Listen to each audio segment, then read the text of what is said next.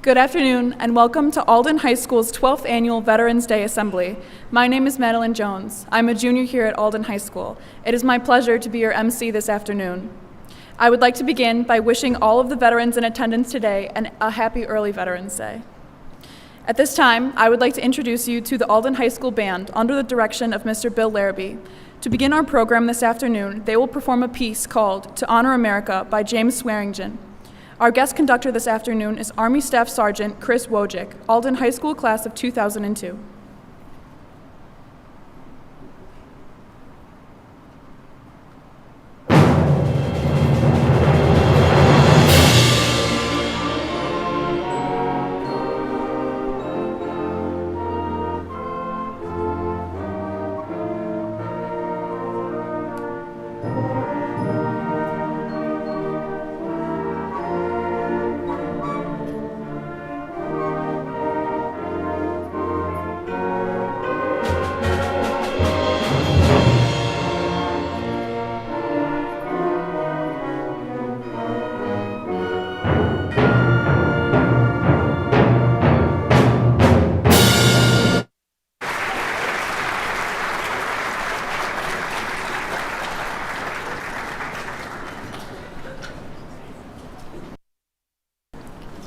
Thank you to Mr. Bill Larrabee and the Alden High School Band. At this time, please welcome to the podium our Student Congress School Spirit Pillar President, Alex Lysak.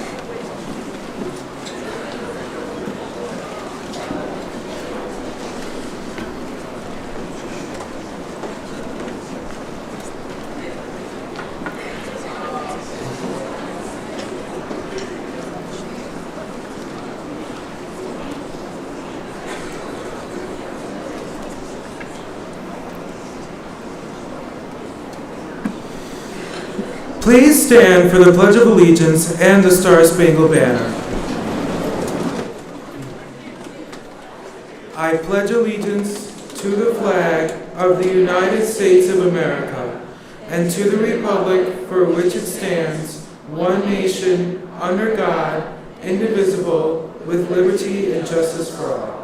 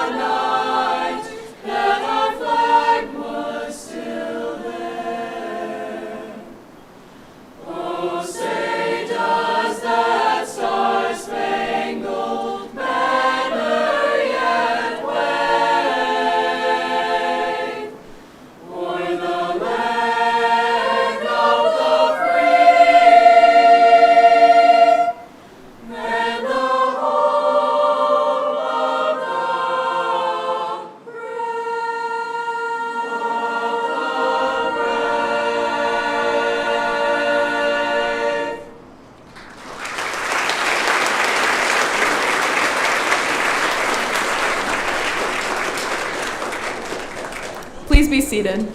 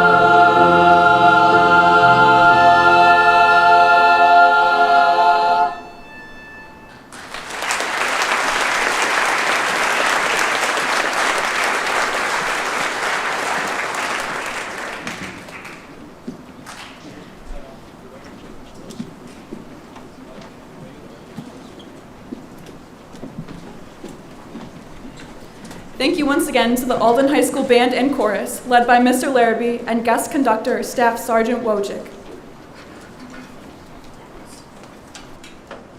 This year, Ms. Terrick's college speech and debate students are participating in the Voices of Democracy essay contest, sponsored by the Veterans of Foreign Wars.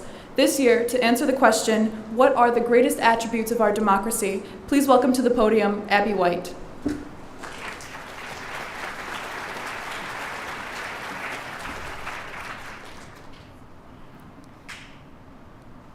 What are the greatest attributes of democracy? Think about the freedom to cast a vote, an action every citizen holds dear. It's a freedom our veterans fought for in far-off places where soldiers gave their lives. Our heroes paid the ultimate price for this freedom. The Revolutionary War saw the birth of our democracy, a fragile experiment in freedom that veterans then and now have protected and nurtured. During the Civil War, they defended the unity of our nation and the principles of democracy. In World War I and World War II, veterans crossed oceans to protect freedom and democracy while staying true to these ideals at home. They faced unimaginable challenges, but returned with a deep love for democracy's gifts. Democracy stands for equality and justice, values as important to veterans as the air they breathe. It guarantees that every person, no matter their background or where they live, is treated fairly. It ensures that every veteran, once their service is over, can come back to a nation that keeps their rights and opportunities intact. What are the greatest attributes of democracy? Think of the soldiers who stormed Normandy's beaches, the nurses who cared for the wounded in Vietnam, the engineers who built hope in Afghanistan. Empowered to be change makers, our veterans are champions who raise awareness about the challenges and how we need to work toward a better future. Our vote ensures our belief for a better life. Democracy doesn't just offer freedom. It fosters unity and trust. It encourages collaboration, discussion, and sharing of experiences. This is especially important for our veterans.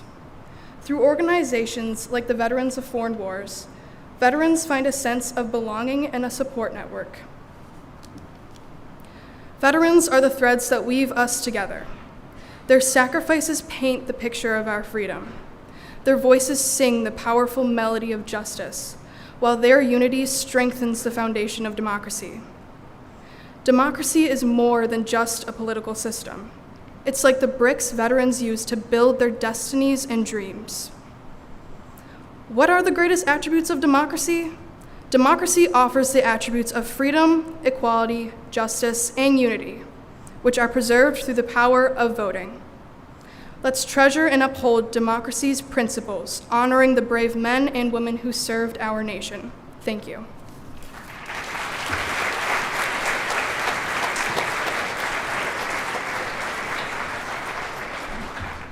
Thank you to Abby for her thoughtful reflection. Now, to introduce our keynote speaker this afternoon, please welcome Senior Sylvia White to the podium.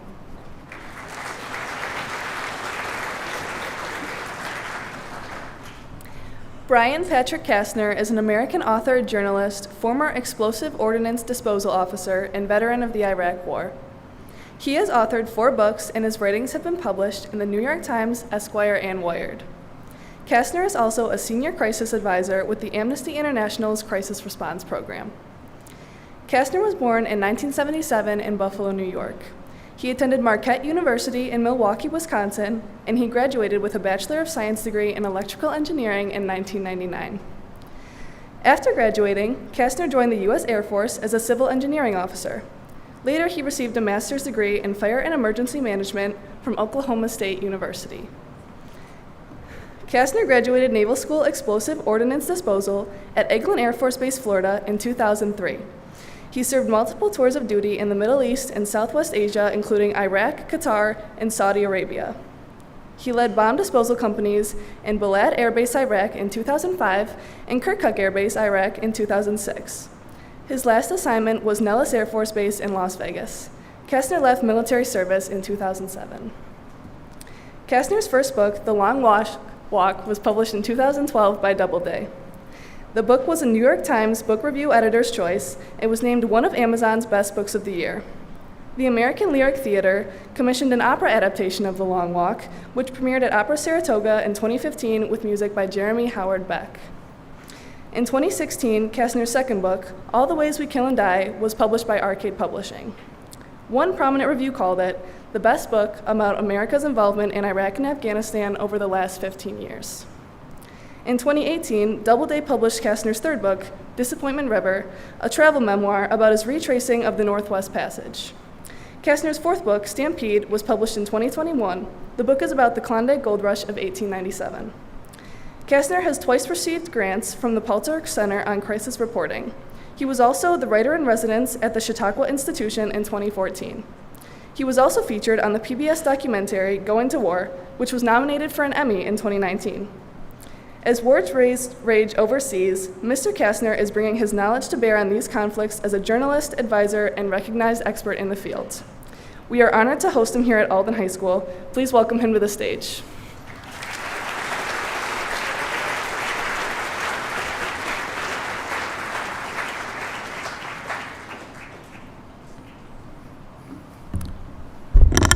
Thank you very much for that overly kind introduction. I barely recognize myself.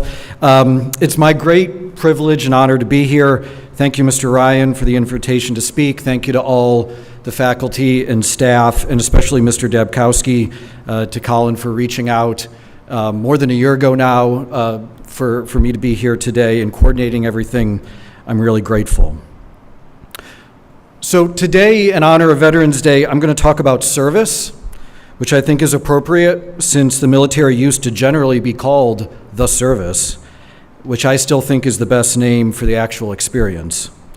I was going to tell you a bit about what I did, but you've already heard it.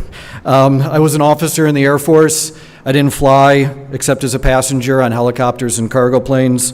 I was EOD, that's Explosive Ordnance Disposal, it's the bomb squad. It's not like you see in The Hurt Locker, the movie. Has anybody actually ever seen that? I don't know, like it might be the adults have. And I will say that like it came out while almost all of you have been alive, so it's not that old of a movie. It's not like The Hurt Locker though. It is not, it's not cowboys and glory and all of those kind of things. I'm standing here today and I'm talking to you about Veterans Day because of things I've done in the past. I served in the Global War on Terror, the GWOT, as it's somewhat called. And over the years, I've done a number of these kind of talks, and for a long time, because my war that I served in didn't end, it was especially appropriate because I was talking about being the veteran of a war that was still going on. But that's not true anymore. Afghanistan fell to the Taliban in August of 2021. That war lasted almost exactly 20 years. And I saw all of it, for good or for bad. I was in Saudi Arabia already on 9/11, and I was in Kabul on August 15th, 2021, when the capital fell to the Taliban. I had to be evacuated by the U.S. military. I rode a C-17 on the way out. I had not been on a C-17 in about 12 years or so, and they had not changed a bit. More about some of that in a moment. The point is, this Veterans Day, in contrast to all of that, we're not at war, or at least we're not in a declared one. And so I want to talk to you about something a little different. If I had talked to you 5 or 10 years ago, I would have given a very different speech. But this Veterans Day isn't about me, it's not about the past, it's about the future. Let me explain that. So I joined the military before 9/11. I did ROTC in college, as you heard. I went to St. Joe's here in town. I don't know how many of my fellow St. Joe's grads served overseas after 9/11, but when I graduated in 1995, there were about 180 of us in the class, and only 3 of us went in the military, one to the Naval Academy, one enlisted in the Marines. I went into the Air Force. I wonder how many Alden High School alumni have served in the Global War on Terror. I'm guessing it was a bunch, and that's because it lasted 20 years. And we went just about everywhere: Iraq, Afghanistan, Syria, Yemen, Somalia, Niger, Mali, the Philippines. I could go on, the list goes on. The point is, when I raised my hand my right hand in 1999 and swore and joined, I didn't know before I joined that I was going to be a veteran of the War on Terror, and neither did many of the former students, alumni of your high school. And this gets to the heart of what I want to talk about. This Veterans Day is a good time to remember that when you join the service, you don't know what you're signing up for. Anyone here today that is maybe thinking about joining the military in the future, you don't know what you're signing up for. All you're saying is, count me in. Whatever's coming, I got that. I'm here for that. Which is why there is no service without sacrifice. Think about that for a second. There's no service without sacrifice. You have to give up something of yourself. Let me tell you what service is not. Service is not being on the right side of an issue. It's not sharing a meme on Instagram. It's not sharing Hassan's latest TikTok on Gaza. It's not saying to your mom, hey, I need $5 for the fundraiser. All those things are fine. Share all the Hassan memes you want. But there's no service without sacrifice. You have to actually lose something. You have to have a stake in it. You have to put yourself on the line if you're really going to be serving others. So I took apart bombs in Iraq because that was my job. And I don't mean that as false modesty. That's the truth. I volunteered. That's the job I signed up for. There are other men and women here today that are veterans. They signed up for a job. They did that job. This is what you do. You sign up and you say, count me in. I got this. Sometimes I'm asked what it's like to fight in a war. Fighting in a war is physical, but not like a football game. And it's mental, but it doesn't feel like homework. And it doesn't feel like an opportunity or an investment or a good use of your time or like something good will come out of it. It feels like something you survive, something that is changing you at a cellular level, and you just hope that in the end it was all worth it. And so I gave my 20s to the military. I also gave a bit of my sanity. That part's been harder on my wife and kids. I got blown up a lot. My brain gets tired sometimes, and I forget things. But I also lost a lot of friends who sacrificed way more than I did. We live in an age, and this isn't your fault, but we live in an age now where service to others can be a bit of an imperiled concept. Here's what I mean by that. We don't live in an age of service. We seem to be living in an age of identity. And too often, I'm afraid these concepts can be at odds. Let me explain. Identity is about ourselves. Who am I? Based on my race, my gender, my religion. How does the world see me based on that? How do I want the world to see me based on that? How do I find my place in the world based upon the intersection of all of those forces? Identity is about the individual, by definition, but service is about others. So this concept of service is fraught for other reasons. Service is usually about joining, but more and more we don't have a joining culture. We have an entrepreneurial culture. We and your parents and your teachers, we tell you that you can change the world, and that's true, and I hope you do. But oftentimes, more and more, the way people change the world is they want to invent an app or start a new GoFundMe campaign or start a new group or start a new organization or a new nonprofit. They set off by themselves to forge a new path with their identity intact. But being a veteran is the opposite of that.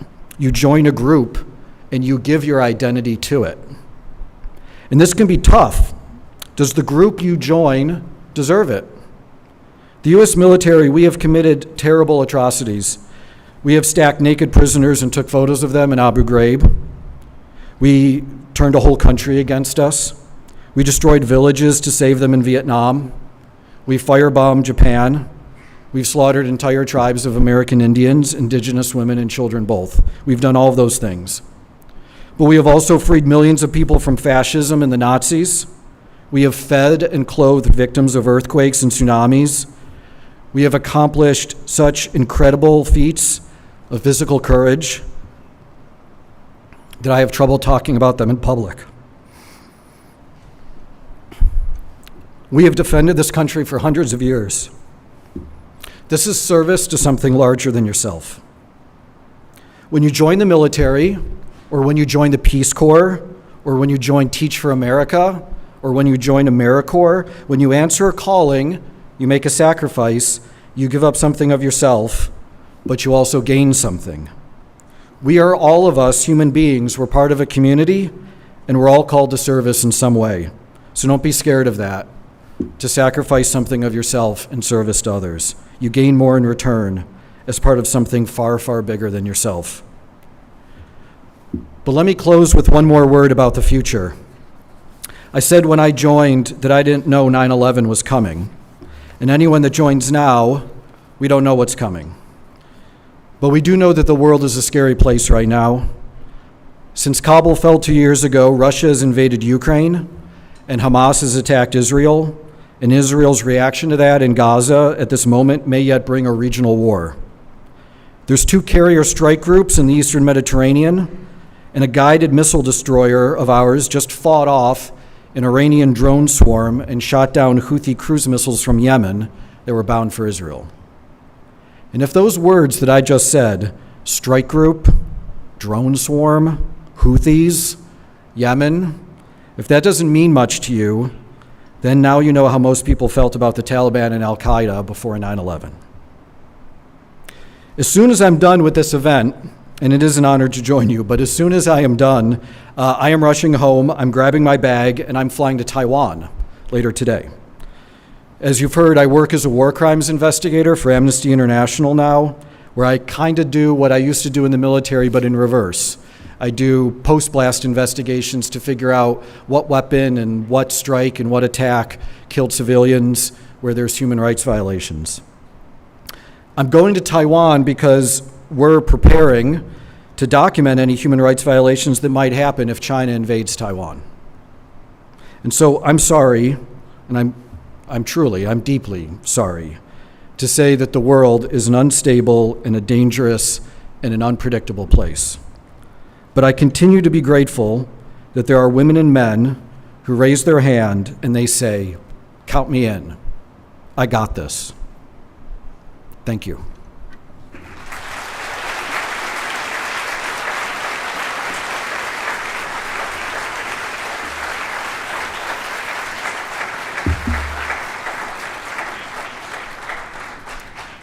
Thank you, Mr. Castner, for your inspiring words. On behalf of the entire Alden School community, it is my honor to present you with this small token of gratitude for being with us today to honor the great men and women like you who serve this nation as members of the U.S. military.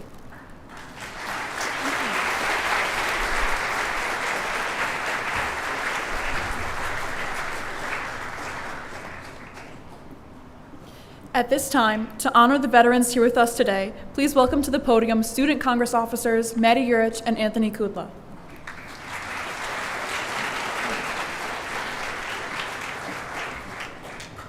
Good afternoon. Anthony and I will read the names of each veteran present today by branch of service. When you hear a name, please stand and remain standing until all veterans have been introduced. John Bragowski, Army.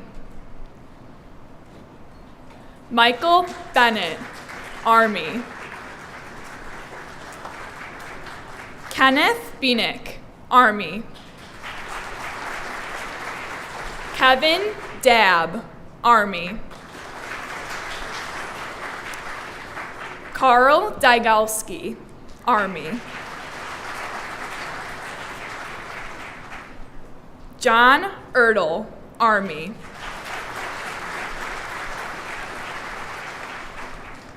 Michael Guadagna, Army. Stephen Hebert, Army. Mary Law, Army. Jeremy Lenning, Army. Nancy Mathewson, Army. Carl Mathies, Army. John Allen Monin, Army. Roger Nealand, Army. Jeff Neiman, Army. Roy Neiman, Army. James Slawinski, Army. Philip Smith, Army. Donald Steck, Army. Joshua Ward, Army. Christopher Wojcik, Army. Thomas Barbaritz, Navy. Dave Brissett, Navy. Thomas Echeverria, Navy. Susan Mark, Navy. Robert Pionessa, Navy. Joshua Sylvester, Navy. Richard Tortorise, Navy. Matthew Wazalowski, Navy.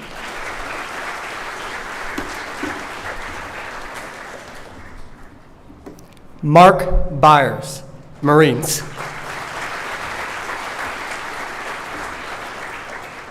Denise Byers, Marines.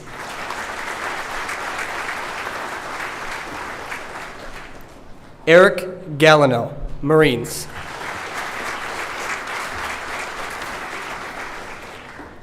Phil Handages, Marines.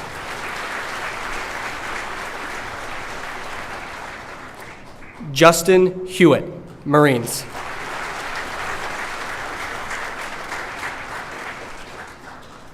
Greg Kent, Marines.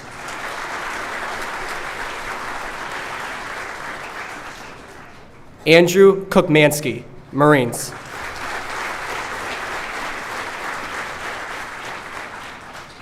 Lawrence Osika, Marines.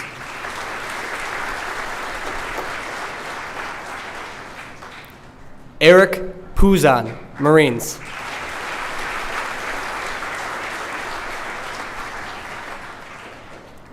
Jerry Zajac, Marines.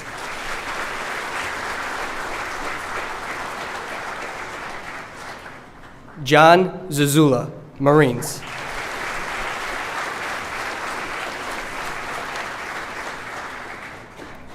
Eric Bowles, Air Force.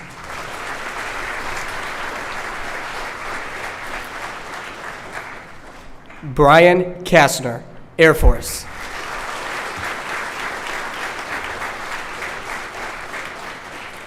Richard Dygalski, Air Force.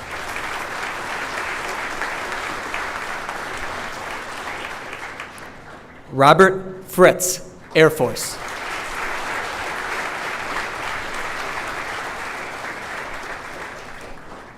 Nicholas Smith, Air Force.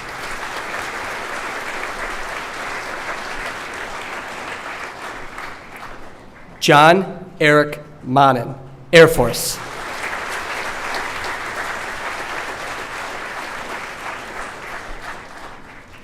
Donald J. Langevich II, Air Force.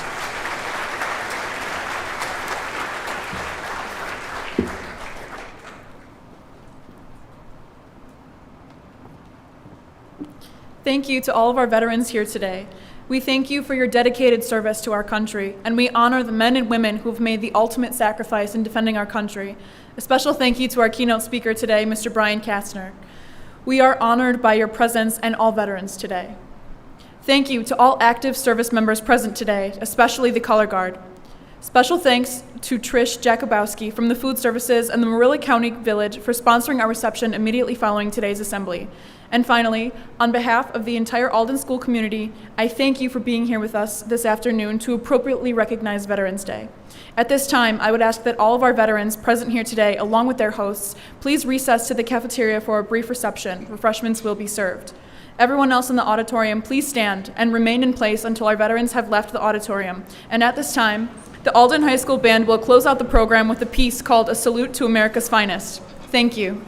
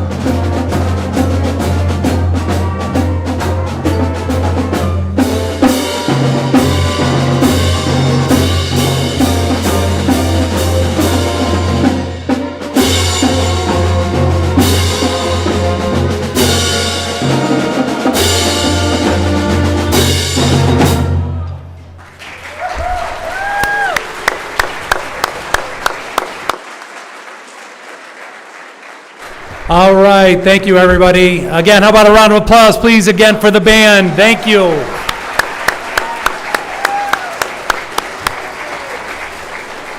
All right, at this time, I will dismiss seniors. You will go back to your fourth block class. Seniors, you are dismissed.